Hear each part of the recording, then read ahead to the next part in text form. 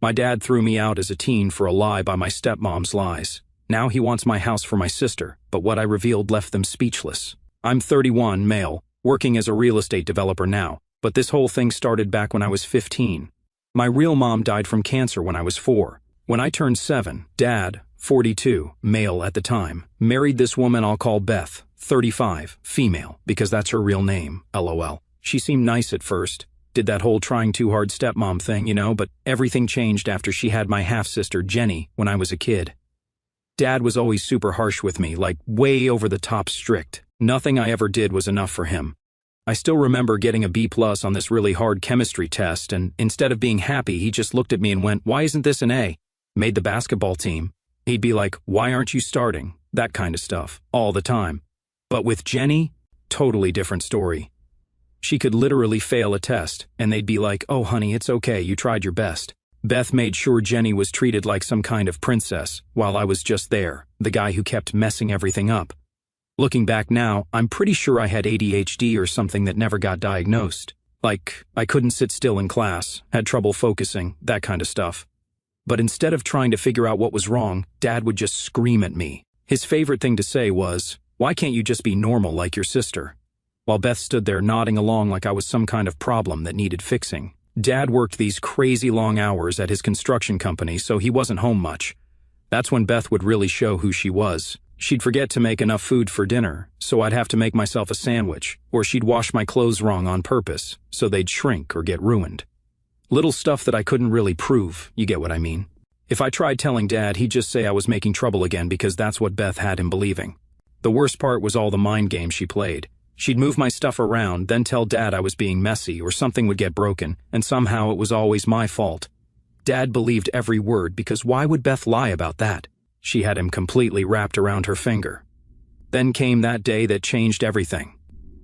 I was walking home from school, taking my usual shortcut through Wilson Park. That's when I saw Beth with this guy by the old gazebo. At first, I thought maybe it was just some friend or whatever, but then I saw them kissing, and not just a quick kiss either, if you know what I mean. I think Beth saw me running away, but I wasn't sure. I recognized the guy too. Mark, I think his name was. He used to come to our house sometimes for these charity meetings Beth was supposedly running. Real buff dude, always wearing fancy suits, looked like he lived at the gym. I had no clue what to do. Tell Dad? Yeah, right, like he'd believe me. Beth had spent years making sure Dad thought I was just some troublemaker. Plus, Jenny was 8 at the time, and Dad was obsessed with her. He'd probably think I was just jealous or trying to cause problems. So, I kept my mouth shut, tried to forget what I saw, but then I started noticing stuff I couldn't unsee, like how Jenny's hair was this weird reddish-brown color that nobody else in the family had. Dad never noticed because he was always distracted. One night, I got up to get some water and overheard Beth on the phone. I was about to walk into the kitchen, but the second I heard her tone, I stopped. She was whispering, but I caught enough to make my stomach drop. "You don't understand, Mark, he's starting to notice." I had no idea who she was talking about at first, but then she said it. "He thinks she's his, but we both know the truth." I felt like the air got sucked out of the room. I knew exactly who she meant. Jenny. My dad wasn't her father. Mark was. I must have made some noise because Beth suddenly went quiet. Then she called out, "All fake sweetness, honey, you shouldn't be up this late." I bolted back to my room before she could see me. My heart was pounding so hard I thought I'd be sick. I didn't have proof, but I knew now. I knew the truth, and I knew Beth would do anything to keep me from telling Dad. Beth must have figured out I knew something, though. She started watching me like crazy, especially around Jenny. I couldn't even walk past Jenny's room without Beth appearing out of nowhere, asking what I was doing. She started telling Dad I was acting weird around Jenny. Now I get it. She was building up to something, making Dad suspicious of me. I remember this one time, I was just helping Jenny with her multiplication tables, basic math stuff, Beth came in and practically yanked Jenny away, saying she'd help instead, then told Dad I was getting too close to Jenny. The way she said it, man, I can still hear her voice. Makes me feel sick thinking about it. That's how things went for 2 weeks. Beth watching every single thing I did, whispering stuff to Dad when she thought I couldn't hear. Dad started giving me these weird looks at dinner. I tried staying out of the house as much as I could, but that just made everything worse. Beth told Dad I was probably doing drugs or something. Plus, nobody even asked if I was okay. Nobody cared that my grades were tanking because I was so stressed out. Dad just got mad and madder at me. About 2 weeks after I saw Beth with Mark in the park, I came home from school like normal. That day, Something felt weird right when I walked in. There were 2 police cars parked outside our house, and I could hear Beth crying before I even opened the door, like that super fake crying people do when they're trying to get attention. I walk in, and there's Beth on the couch, crying her eyes out, with 2 cops sitting across from her. Dad standing in the corner, looking like he's about to murder someone. Jenny's nowhere to be seen. Everyone stops talking and looks at me when I come in. One of the cops stands up and asks if we can talk. They take me to the kitchen while the other cop stays with Beth and Dad. That's when they tell me that Beth and Jenny told them I'd been touching Jenny, like inappropriately. I couldn't even process what they were saying at first, like my brain just shut down or something. I kept saying, "What? No, that never happened," over and over, but they just kept asking these horrible questions. Where did you touch her? How many times? Did you threaten her to keep quiet? I felt like I was going to throw up. I could hear Beth in the other room, still doing that fake crying thing, saying stuff like, "I should have known. I saw the signs." Dad wasn't saying anything, just standing there with his fists clenched. The cops asked if I wanted to make a statement. I told them Beth was lying, that she was trying to get rid of me because I saw her cheating on Dad. Big mistake. They didn't believe me. Dad completely lost it when he heard me say that, started screaming about how I was trying to ruin his marriage because I was jealous of Jenny, called me every name you can think of, said I was sick in the head and needed help. The cops couldn't find any actual evidence, obviously, since nothing ever happened. Plus, I was only 15 back then, but the damage was done. Dad threw a garbage bag at me and told me I had 10 minutes to pack my stuff and get out, said if I ever came near Jenny again, he'd kill me himself. I tried one more time to tell him about Beth and Mark, but he literally grabbed me by my shirt and shoved me toward the stairs. I'd never seen him that angry before. Beth was standing there with this tiny smirk that only I could see. I grabbed whatever clothes I could fit in the bag and my school backpack, tried to get my Game Boy, but Dad said everything in the house was his since he paid for it. The whole time I was up there, I could hear Beth downstairs, probably making sure Dad stayed mad. When I came back down, Jenny was there. She looked confused, like she didn't understand what was happening. Beth had her arms around her, like she was protecting her from me. That's what kills me the most, the look on Jenny's face. She was just a kid. Beth used her own daughter to get rid of me. Dad told me to give him my house key, said I wasn't his son anymore. Beth made this fake sad face and said, "Maybe someday you'll get the help you need." I wanted to scream that she was lying, that she was the one who needed help, but what was the point? They weren't going to believe me. They watched me leave, probably making sure I actually went. I looked back once. Dad was holding Jenny, and Beth was still doing that fake crying thing. The last thing I heard was Dad telling Jenny she was safe now. I walked around for hours that night, had like $40 in my wallet, and no idea what to do. Couldn't go to any of my friends' houses because Beth had already told all their parents I was some kind of predator. She'd planned this whole thing perfectly. Found this abandoned building where some homeless guys stayed. They let me crash there that first night. That's where I lived for the next few months. Couldn't go to school anymore, obviously. Couldn't get a real job because I was only 15. Did some stuff I'm not proud of just to eat. The worst part? Beth made sure everyone in town heard her version of the story. I couldn't go anywhere without people giving me these looks.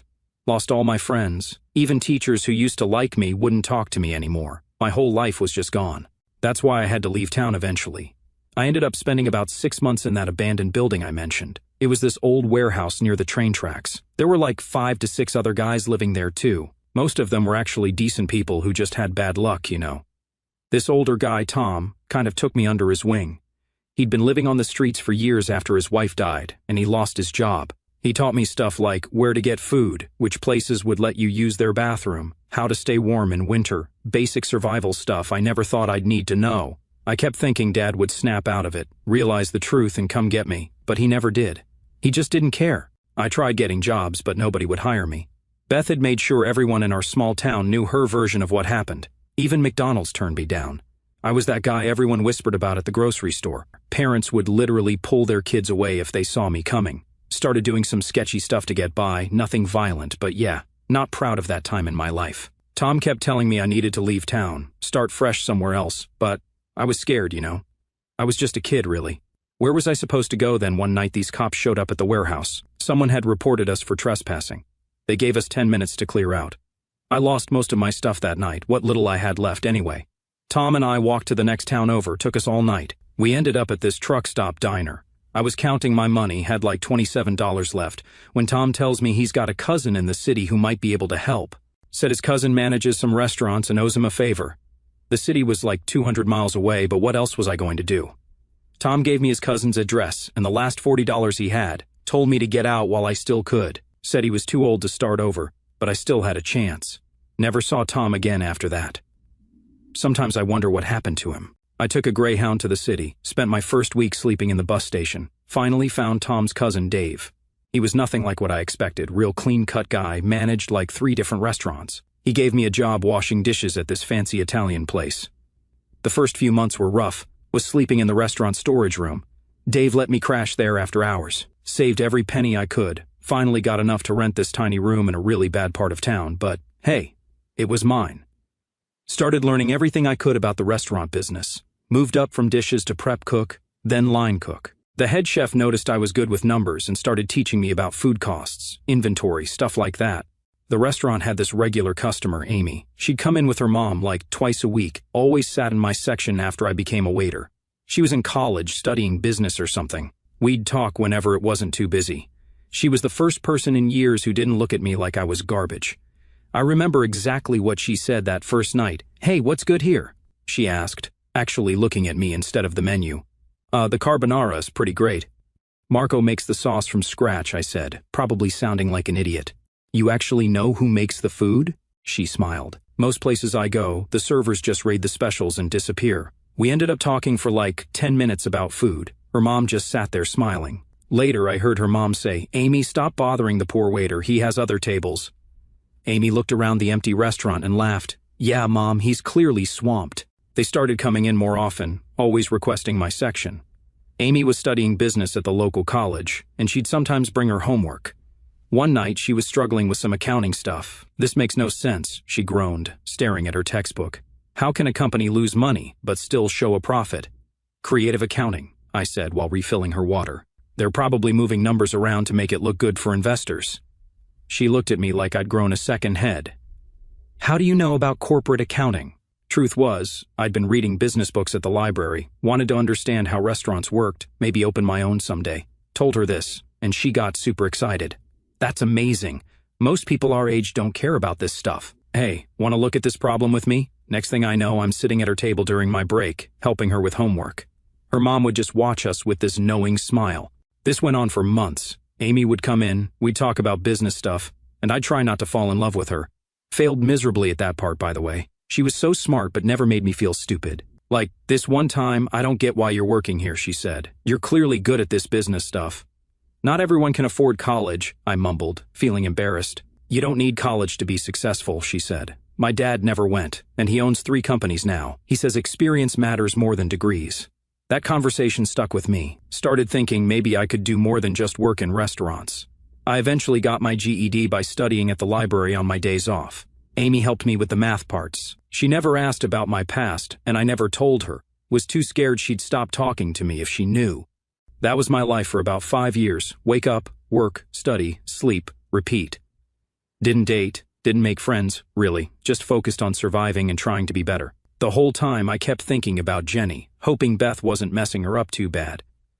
One night, Amy came in looking super excited. "Guess what?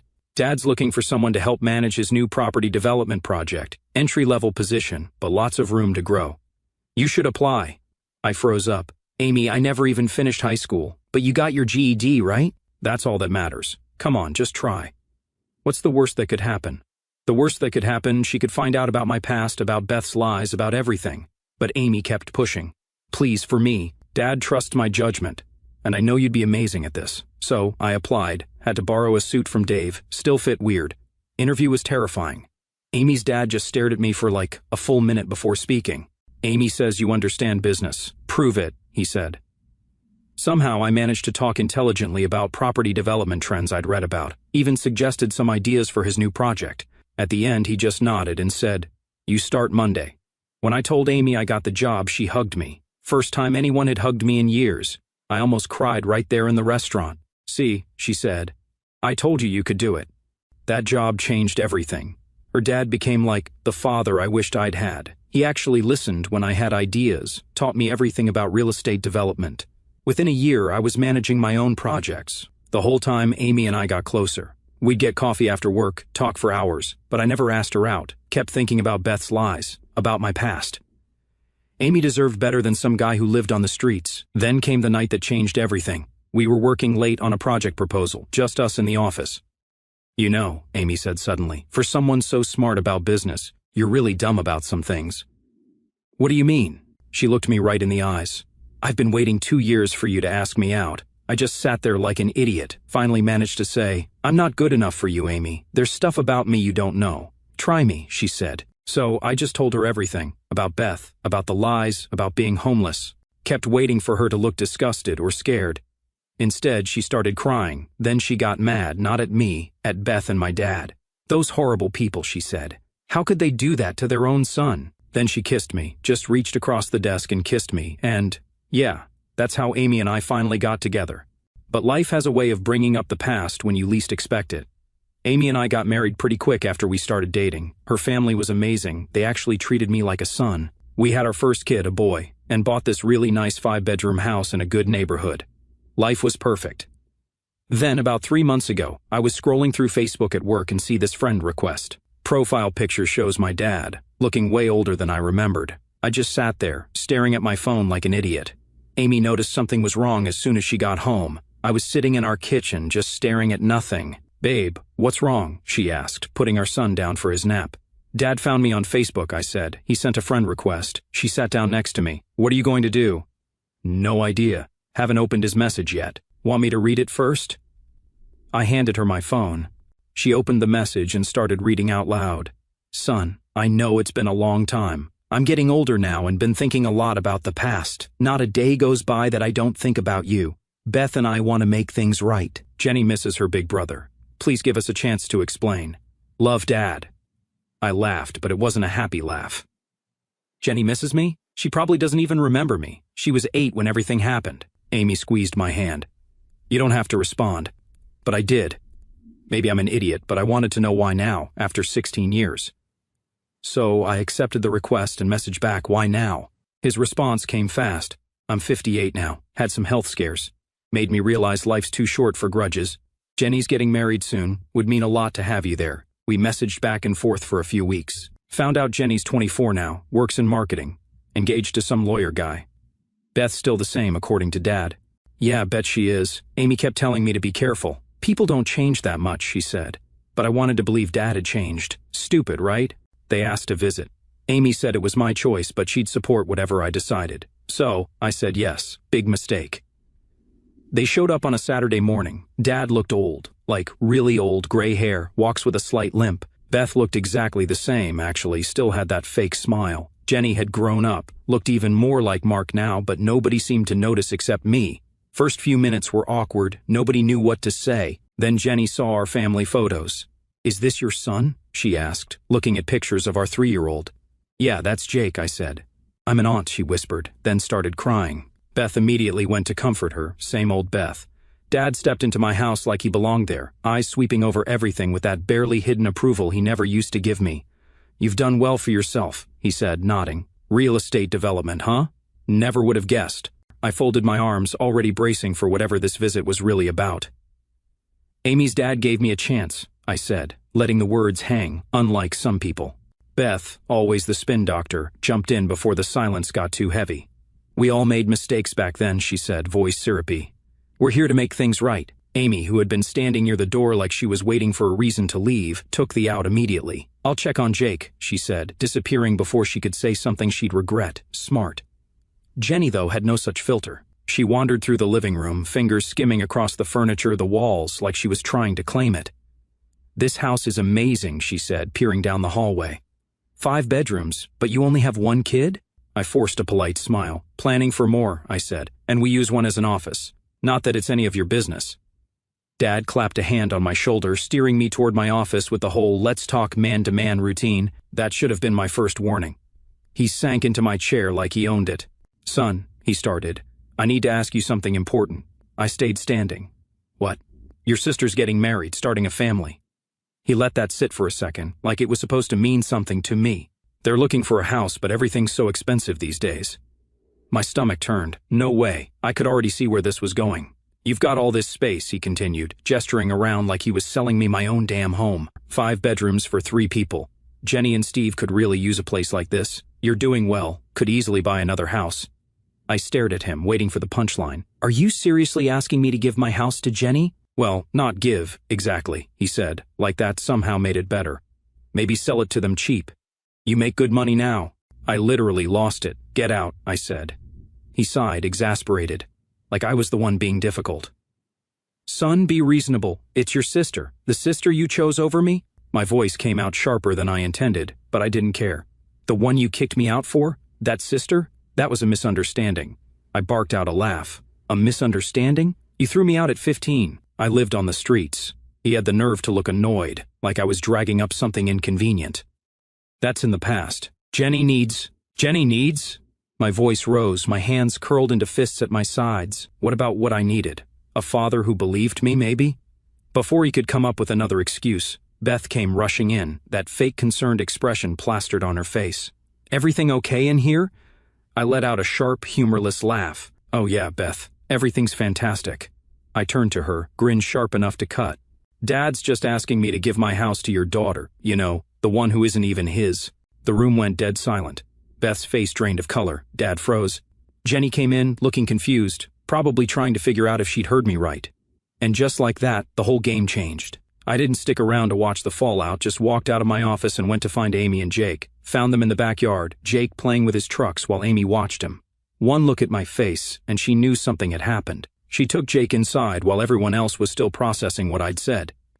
Beth tried damage control, telling Dad I was lying, that I was just trying to hurt them like I always did, classic Beth move. But Dad wasn't buying it this time. Maybe because Jenny was standing right there, looking exactly like Mark, or maybe he'd had doubts all along. He demanded a DNA test right there. Jenny started crying, not the fake kind like her mom, but real confused tears. She kept asking what was going on, why everyone was yelling. Beth grabbed her and practically dragged her out of our house, saying I was just causing trouble again, trying to ruin their lives because I was jealous. Dad stayed behind. He didn't say anything for a long time, just sat in our living room, staring at nothing. Then he asked me how I knew. So I told him everything, about seeing Beth with Mark in the park when I was 15, about how Jenny looked just like him, about how Beth framed me when she realized I might tell someone. He didn't believe me at first, kept saying I was wrong, that Beth would never do that.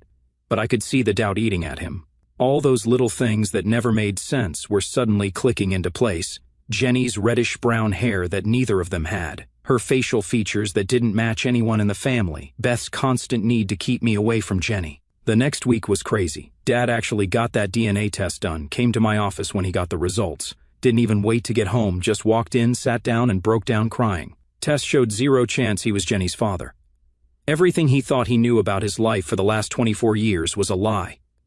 I should have felt satisfied, maybe even happy. This was proof that I'd been telling the truth all along. But watching my dad cry in my office just made me feel empty.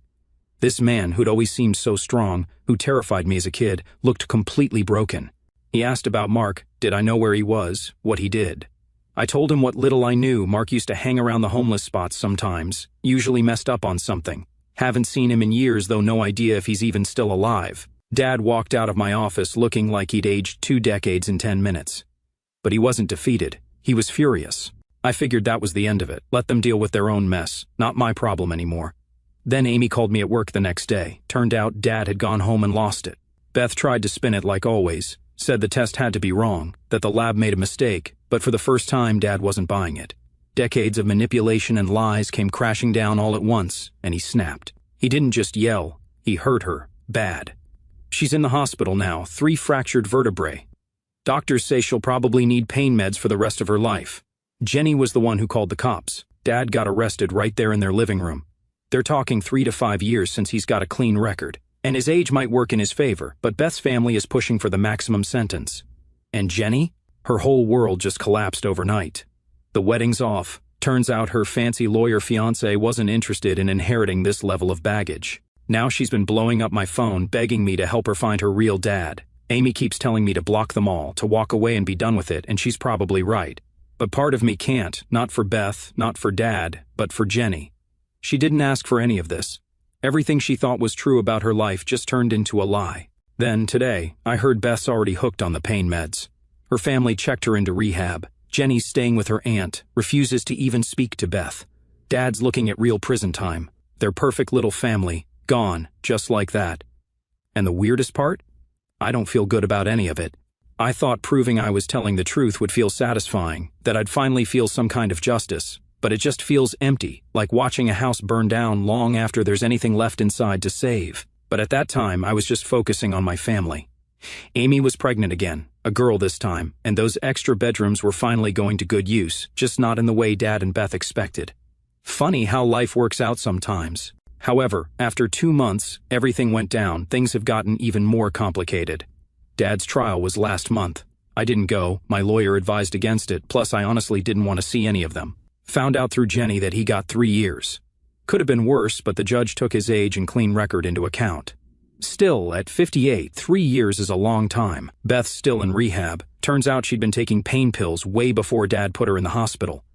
Her sister told Jenny that Beth's been using them for years, just hid it really well. Makes sense now why she was always so paranoid and making up crazy stuff. She's looking at at least 6 more months of treatment. Jenny's been, well, she's not doing great. She went looking for Mark on her own, asking around at homeless shelters and stuff. Finally found someone who knew him. Turns out he died 2 years ago from an overdose behind some convenience store. Jenny completely broke down when she found out. She keeps texting me these long messages at 3 in the morning, talking about how her whole life feels like a lie. Says she can't even look in the mirror anymore because all she sees is Mark's face. I feel bad for her, but Amy says I need to keep my distance. She's right. Every time I respond to Jenny, she gets more attached, starts asking more questions about the past. The weirdest part? Jenny's ex-fiancé tried reaching out to me, wanted to know if the crazy ran in the family because he's worried about having kids with her. Told him to get lost. Yeah, Jenny's going through stuff, but she doesn't deserve that kind of judgment. Found out Beth's been telling people I made up the whole thing about Mark to get revenge, even with the DNA test proving Jenny isn't Dad's kid. She's still trying to make me look like the bad guy. Some of our old neighbors actually believe her. Small-town people love drama, I guess. Amy's pregnancy is going well. We're having a girl. Sometimes I look at my son playing and think about Jenny at that age. Makes me wonder if things would have been different if Dad had noticed the signs earlier, or if I'd told someone else about seeing Beth with Mark. But you can't change the past, right? The house feels different now, like all that negative energy from when they visited is finally gone.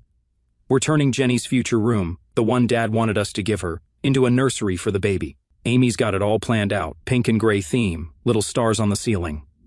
I still think about Tom sometimes, that homeless guy who helped me when I first got kicked out. Wish I could tell him how things turned out, show him I made something of myself, like he said I could. Hope he's okay, wherever he is. Been getting messages from Dad's side of the family, some supporting him, some mad at him for what he did to Beth. None of them ever cared where I was all those years I was homeless. Funny how family works sometimes. That's pretty much where things are at now. Not sure there's much more to tell. Life goes on, you know. But to everyone who's been following this story and sending support, thanks. Writing all this out helped more than I thought it would. Special thanks to the person who suggested therapy. You were right.